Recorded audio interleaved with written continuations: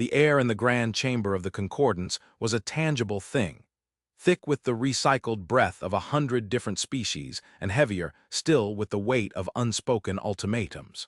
For 112 standard cycles, Ambassador Alara Vance had breathed this air, had learned the subtle tells of beings whose faces were masks of chitin or shimmering energy fields. She had learned the patient, geological time scales of the silicon-based glyptons and the twittering, high-speed diplomacy of the avian hives from Cygnus. She had stood on this circular dais, a lone, soft-skinned mammal in a sea of beings who could crush her with a careless gesture, and she had argued for peace. Today felt different. The usual low hum of the chamber's environmental systems seemed a fretful, nervous sound. The light that filtered down from the crystalline ceiling, designed to mimic the home star of whichever delegation held the floor, was currently a harsh, blood-red approximation of the Cathar primary, Cathar Prime. It cast long, predatory shadows that danced around the Cathar delegation, making them seem even larger, even more menacing than their 8-foot, carapaced frames already appeared. High Lord Vorlag, the prime delegate of the Cathar Imperium, stood opposite her. His species was a monument to brutal efficiency, a race of apex predators who had clawed their way to the top of their homeworld's food chain, and then simply kept climbing, conquering their star system, and then their entire galactic arm with a ferocity the Concordance had not seen in millennia. His exoskeleton was the color of dried blood, polished to a high sheen and adorned with the gilded skulls of conquered chieftains. His mandibles, usually clicking with a low, constant rhythm of agitation, were still. That was the most unnerving part, the stillness. Ambassador Vance, Vorlag's voice was a deep, guttural rasp, amplified by his translator unit into a sound like grinding stone. It echoed in the cavernous space. You have spoken for many cycles. You have offered platitudes. You have offered resources we can simply take. You have offered treaties that your fleeting, soft-skinned species cannot possibly be expected to honor beyond a single generation. Your words are wind, carrying the stench of decay and weakness. Kept her hands clasped loosely behind her back. One hand rested on the cool, smooth surface of a standard-issue diplomatic data slate. It was her only prop, her only shield. High Lord Vorlag, she replied, her voice steady, measured, betraying none of the frantic pounding of her heart. Humanity does not offer these things from a position of weakness. We offer them from a position of profound respect for life and a desire to avoid a conflict that would serve no one. The disputed territories in the Cerberus expanse are rich in trimetallic ores. It is true, but they are not worth the lives of billions, neither Cathar nor human. A ripple of low murmurs went through the assembled delegates. On her left, the luminous entity of Proxima Centauri, a being of pure golden light contained within a vaguely humanoid force field, pulsed with a soft, sympathetic glow. To her right, the Glypton Elder, a craggy being of living stone, remained motionless, its crystalline eyes reflecting the scene with unnerving placidity. They were witnesses, jurors in a trial that had no laws to guide it. Vorlag threw back his head and made a chittering sound that was the Cathar equivalent of laughter. It was a horrifying, grating noise. Respect for life. Your species has spent the majority of its brief, violent history perfecting ways to extinguish life, primarily its own. We have studied your histories, primate. We have seen the records of your world wars, your genocides, your petty, bloody squabbles over patches of dirt and imagined gods. You do not respect life. You fear death. And you, a species that fears its own end, now stands before the Cathar and presumes to lecture us on the value of existence. He took a heavy step forward, his clawed feet thudding on the polished obsidian floor. The red light glinted off the sharp points of his armor. The Cathar do not fear death. It is the engine of our evolution, the fire that forged us. The weak perish, the strong endure. It is the one true law of the universe. Your concordance, with its endless debates and its cowardly compromises, is an aberration. A collection of prey animals huddling together for warmth, pretending the predators do not circle in the dark. Alara's gaze did not waver. And you are that predator. It was not a question. We are the correction, Vorlag hissed. We are the force that will scour the weakness from this galaxy. The Cerberus expanse is ours. The systems of the so-called human alliance are ours for the taking. Your worlds teeming with soft, easily broken bodies will feed our young. Your cities will be our nesting grounds. The chamber fell into a profound silence. This was it. The line being crossed. This was no longer posturing. It was a declaration of intent. The luminous delegate flickered erratically, a sign of extreme distress. Even the stoic Glypton elder seemed to contract slightly, its stony plates grinding together with a faint, almost inaudible sound. Elara felt a cold knot tighten in her stomach. She had spent months, years of her life, dedicated to preventing this moment. She had sacrificed time with her family, her health, her peace of mind. She had pored over ancient Cathar texts, trying to find some cultural lever, some philosophical common ground that could be used to build a bridge. She had found nothing but a void, an abyss of relentless, expansionist hunger. "You would commit genocide for the sake of resources?" she asked, her voice dropping to a near whisper, forcing the chamber's audio pickups to amplify it. The quietness of her tone was a stark contrast to Vorlag's bombast. "Genocide is a word invented by the weak to shame the strong for their nature," Vorlag sneered. "We will not be shamed. We will be ascendant. This is our final offer, ambassador. Remove all human presence from the Cerberus expanse within one cycle. Cede the outer colonies of Vega and Altair to the Imperium as tribute, and present yourselves, your entire species, to the Cathar as a vassal race. Your technological skills have some minor value. You will serve us, and in serving, you might be permitted to survive." Audacity of the demand was breathtaking. It was not a negotiation. It was a demand for unconditional surrender on a species-wide scale. The murmurs in the chamber grew louder, a mixture of outrage and fear. This was an affront to the very principles upon which the concordance was founded. Elara took a slow, deliberate breath. She could feel the gaze of every being in the room on her. They were looking for a sign. Would humanity crumble? Would they accept this monstrous humiliation to survive? They saw her as the representative of a young, boisterous, but ultimately fragile species. A species that had only been on the galactic stage for 2 centuries. A species now facing one of the oldest and most ruthless empires in the known galaxy. Her mind raced, a maelstrom of calculations and consequences. She saw the faces of the children on New Terra, the sprawling cities of Alpha Centauri, the blue and white marble of Earth itself. Billions of lives, blissfully unaware that their fate was being decided in this alien chamber, light years away. She thought of the contingency plans, the desperate strategies, the fortifications, the fleet deployments, the frantic research into new shield technologies and weapon systems. None of it would be enough. The Cathar fleets were too vast, their warriors too numerous. A war would be a long, grinding affair of planetary bombardments and brutal ground invasions. Humanity might fight for a century, but they would lose. They would be bled dry, world by world, until nothing was left but ashes and memories. And then she thought of the other option, the one that was never spoken of, the one whose very existence was the most closely guarded secret in human history. A secret so dark, its architects had erased their own names from the records. A protocol so final, so absolute, that to even acknowledge it outside the highest, most secure echelons of power was an act of treason punishable by summary execution. Final dusk.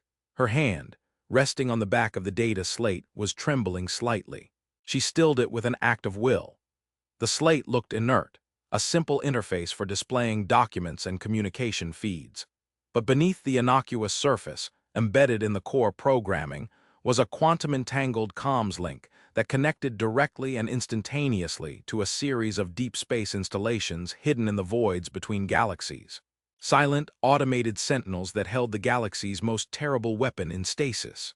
"Your terms are unacceptable, High Lord Vorlag," Elara said, her voice now devoid of any warmth, any plea. It was as cold and empty as the space between stars. Vorlag's mandibles clicked once, a sharp, angry sound. "Unacceptable. You are in no position to refuse, Primate. You are in a position to beg." "We do not beg," Elara said. She met his multifaceted eyes, trying to find a flicker of a soul within, some spark of reason. She found only a predator's certainty. He was not evil in the way humans understood it. He was a force of nature, like a hurricane or a supernova, and you could not negotiate with a hurricane. Then you have chosen extinction, Vorlag declared, turning from her to address the entire concordance. He spread his massive arms wide, a gesture of absolute dominance. Let this be a lesson to all of you who cling to your pathetic notions of cooperation and peace. The age of the Cathar Imperium begins today. I, High Lord Vorlag of the Sixth Claw, son of Gorgeth, slayer of the Fenrir hives, do hereby declare a state of absolute and total war upon the human species and their so-called alliance. Our fleets are mobilized. Our warriors are eager for the taste of new blood. By the time our primary star sets on Cathar Prime this cycle, our advance fleets will be glassing your outermost worlds. There will be no negotiation. There will be no surrender. We will erase you from the stars. A wave of shock and horror washed through the chamber. This was a formal declaration of war on the floor of the concordance itself. An act of supreme contempt for galactic law. The luminous delegate flared brightly, a silent scream of light. Aides were scrambling, their consoles lighting up with urgent messages. The Glypton elder finally moved, its great stone head slowly turning to look at Alara Vance. Its crystalline eyes held a question. What would humanity do now? What could they do? Alara stood perfectly still as the pronouncement echoed and died. The red light of the Cathar star bathed her in a bloody glow.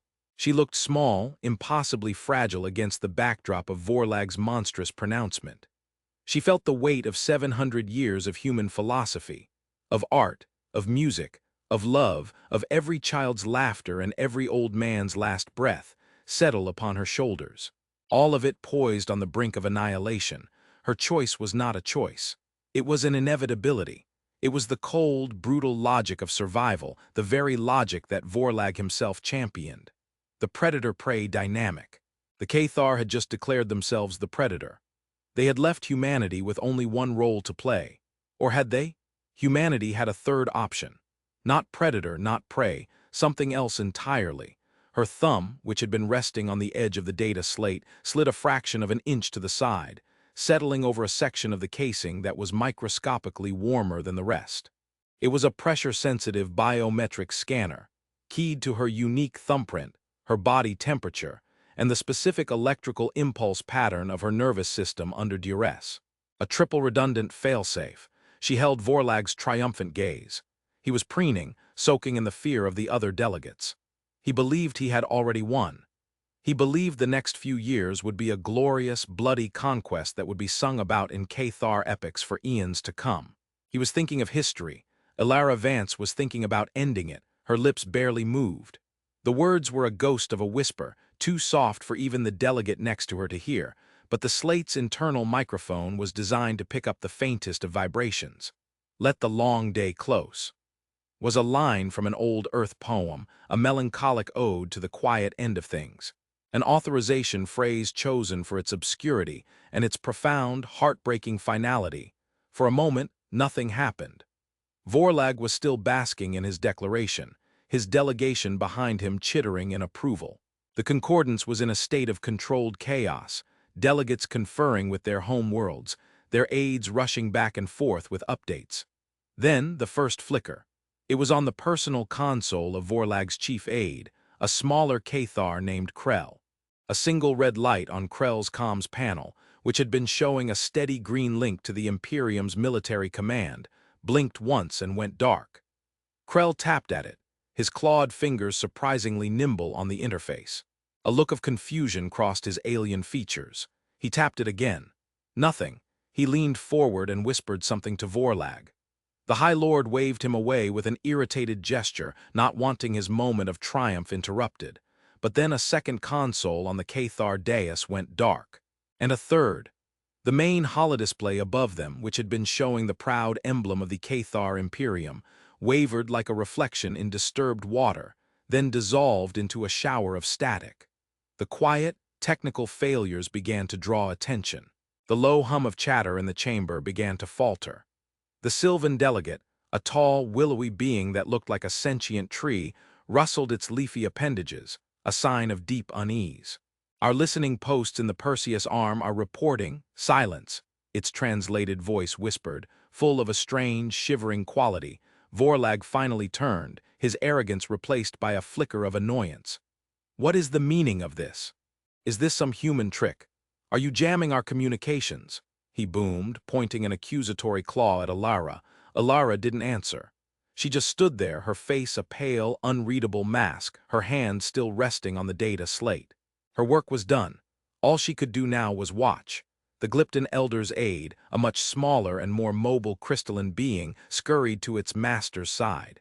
It relayed a message in a series of harmonic chimes. The Elder's great head turned towards the main Concordance holoprojector in the center of the chamber. Concordance control. The Glypton's voice resonated, slow and deliberate as a tectonic plate shifting. Display public feeds from the Cathar Imperium. All frequencies. Acknowledged. A calm, synthesized voice replied from the chamber's ceiling. The main holoprojector, a vast sphere of light 50 feet across, shimmered into life. It was programmed to access any public broadcast from any member world. News reports, cultural programs, atmospheric data streams. Normally, it would now be a chaotic mosaic of thousands of signals from the 153 worlds of the Cathar Imperium. Instead, there was only one thing: static. Pure, hissing, absolute static. From every channel, every world, every city, a wave of disbelief washed over the chamber. A system-wide communications blackout was possible but highly unlikely. For an entire empire to go silent all at once, it was impossible. Run a quantum resonance scan. The luminous delegate pulsed, its voice now tight with a dawning dread. Target Cathar Prime, full biosignature sweep. This was a deeper, more fundamental scan. It didn't look for technology, it looked for life itself. The unique quantum vibrational frequency of a species' collective consciousness. It was a gross, imprecise tool at a planetary scale, but it could differentiate between a thriving planet and a dead one. Scanning, the control voice announced. The seconds stretched into an eternity. The only sound in the vast chamber was the faint, maddening hiss of the static from the holoprojector. Every eye was fixed on that sphere of nothingness. Vorlag and his delegation were now utterly still, their earlier arrogance completely evaporated, replaced by a confusion that was rapidly curdling into fear. Krell was frantically working his console, his claws scraping uselessly against the dead screen. Scan complete, the control voice said, and there was an uncharacteristic hesitation in its synthesized tone. Results for Cathar Prime. Expected biosignature resonance for the Cathar species, 7.8 billion distinct life forms. Measured resonance, the voice paused again. Measured resonance, 0. A collective gasp went through the chamber. A sound of 100 different respiratory systems drawing in air in unison. 0, not declining, not weak, not masked, 0. Impossible, Vorlag roared, his voice cracking. A sensor malfunction, scan again, scan the 6th Fleet. Scan our colony on Xylos. Scanning 6th Fleet command frequency. No signal, the control voice replied, its cadence becoming faster as automated systems cross-referenced the failure. Scanning colonial beacon on Xylos, no signal. Scanning Imperial Capital City Vorl on Cathar Prime, no power grid signature. No atmospheric emissions. No heat signature above ambient. The data began to flood the main screen now, replacing the static. It was a torrent of raw, terrifying negation. Ship transponders vanishing from galactic maps not one by one, but all at once, as if they had never been there. The energy consumption of an entire interstellar empire dropping to 0 in a single microsecond. Planetary life sign readings from 153 worlds, all flatlining at the exact same instant. It wasn't a communications blackout. It wasn't a sensor malfunction. The lights were out because there was no one left to turn them on. The broadcasts were silent because there was no one left to speak. The fleets were not responding because they were now ghost ships, crewed only by corpses. The full, mind-shattering implication of what they were witnessing began to dawn on the assembled delegates. This was not war. War was loud. War was messy. War took time. This was a deletion. A surgical, instantaneous, and total excision of a species from the fabric of reality. The terror in the room was no longer directed at the memory of the Cathar. It was a new and infinitely more profound terror, and it was directed at the small, quiet woman standing on the dais. Every delegate turned to look at Alara Vance. Their expressions were a gallery of horror. The Sylvan delegate's leaves were visibly trembling, shedding spores of fear. The Glypton elder was utterly motionless, as if the shock had frozen its geological processes. The luminous delegate had dimmed to a faint, sickly yellow, its form flickering as if struggling to maintain coherence. They were looking at her not as a diplomat, not as a representative of a fledgling race, but as the harbinger of a power beyond their comprehension. A power that could look upon an empire that had stood for 10,000 years and with a whisper make it as though it had never been. The Cathar delegation was crumbling. One of them, a younger warrior, let out a high-pitched keen of pure, uncomprehending grief before collapsing, his heavy carapace crashing against the floor. The others were looking at their dead screens, at the horrifying data on the main display, their minds refusing to process the scale of the extinction. Their families, their children, their entire race, everyone they had ever known and loved, gone. Vanished between one heartbeat and the next. High Lord Vorlag was the last to break. He stood rigid, his powerful frame trembling. He looked from the data screen to Alara, his multifaceted eyes wide with a horror so deep it seemed to swallow the red light of his star. The arrogance was gone, the fury was gone, all that was left was a hollow, gaping abyss of loss. What have you done?" he stammered, the words barely intelligible through his translator. It wasn't a roar of accusation. It was the bewildered whimper of a lost child. Alara Vance finally moved. She took a step forward, then another, crossing the space between their two daises. The security guards of the Concordance, hulking automatons, moved to intercept her, but the Glypton elder raised a single, stony hand and they froze. This was something beyond them. She walked until she was standing directly in front of the broken High Lord. The top of her head barely reached his chest. She looked up at him, her face etched with a profound, soul-deep weariness. There was no triumph in her eyes, no satisfaction, only a vast, empty sorrow. She was a murderer of billions, and she felt every single death. "You spoke of the one true law of the universe," she said, her voice quiet but carrying in the dead silence of the chamber. "The weak perish, the strong endure. You were right. You just made a mistake in your calculations. You assumed you were the predator and we were the prey." Vorlag just stared at her, his mandibles hanging limp. He didn't understand. Humanity learned a different lesson from its history of violence, Alara continued, her voice a eulogy. "We learned that the ultimate strength is not the ability to win a war. It's the ability to make sure a war never happens in the first place. We tried diplomacy. We tried reason. We tried to appeal to a sense of shared existence. You refused. You declared a war of annihilation." She reached out and lightly touched the dead console on his dais. "So we annihilated the war. We annihilated the infrastructure that supports it. We annihilated the fleets that would wage it. We annihilated the ideology that spawned it. The most efficient way to do that, we discovered, was to annihilate the source." The remaining members of Vorlag's delegation were now looking at him. He was their High Lord. He was the one who had brought them here. He was the one who had spoken the words that had doomed their entire race. They were the only Cathar left in the universe. A dozen or so individuals, stranded light years from a home that no longer existed, surrounded by the silent, terrified judgment of the galaxy. The truth finally settled into Vorlag's mind. The final, crushing, impossible truth. He was no longer a High Lord of a mighty empire. He was a relic, a museum piece. The last of his kind. He let out a sound that was not a word, not a roar, but a raw, primal scream of existential agony that clawed at the ears of every being in the chamber. It was the sound of a species dying, encapsulated in the throat of one male. He raised his mighty claws not to strike Alara, but as if to claw at his own face, to tear away the reality that was consuming him. Alara Vance watched him, her expression unchanging. The scream died in his throat, replaced by a ragged, gurgling sob. He was a predator who had just discovered that a quiet, unassuming creature it had been about to eat was not an animal at all, but a god with a penchant for absolute endings. She leaned in closer, her final words for him and for the entire listening galaxy. A quiet, simple, devastating statement of fact. And then there was one. She turned and walked away, leaving him to his solitude, the last Cathar in a universe that was suddenly, infinitely colder and more frightening. She walked back to her dais, retrieved her data slate and stood, waiting.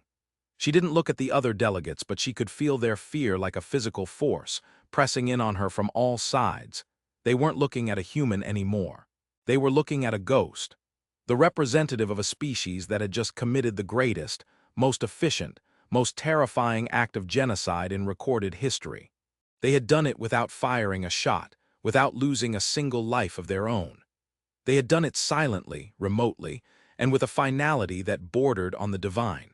The political ramifications were already beginning to ripple through the chamber. The balance of power in the galaxy had not just shifted, it had been shattered. Humanity was no longer a junior partner in the concordance. They were now the single greatest power in the galaxy, a power that no one dared to cross. Who would risk a trade dispute with a species that could erase you from time? Who would argue over territory with a people whose response to a declaration of war was to edit their enemy out of existence? Was this the most efficient war in history, over in an instant before it even began?